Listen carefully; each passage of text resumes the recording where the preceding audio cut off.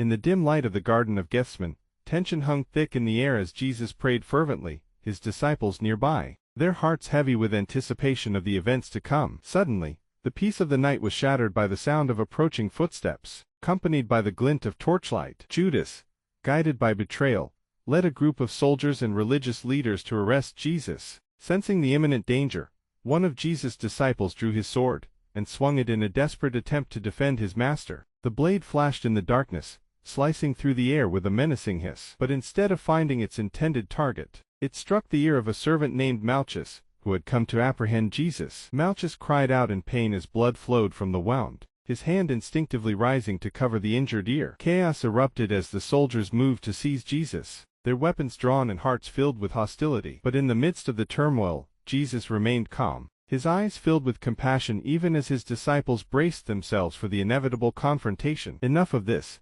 Jesus said, his voice cutting through the clamor like a beacon of peace in the storm. With a gesture of his hand, he reached out and touched Malchus' wounded ear, his touch gentle yet filled with divine power. In an instant, the pain vanished, and Malchus felt a warmth flood his body as his ear was miraculously restored. The wound closed before his eyes, leaving behind only a faint memory of the injury that had once marred his flesh. Amidst the stunned silence of the onlookers, Jesus spoke words of reconciliation and peace. "Put your sword back in its place," he said to his disciple, "for all who draw the sword will die by the sword." With these words, Jesus demonstrated the transformative power of compassion and forgiveness, even in the face of violence and hostility. And as the soldiers led him away, his disciples marveled at the depth of his love and the boundless mercy of the one they called their master.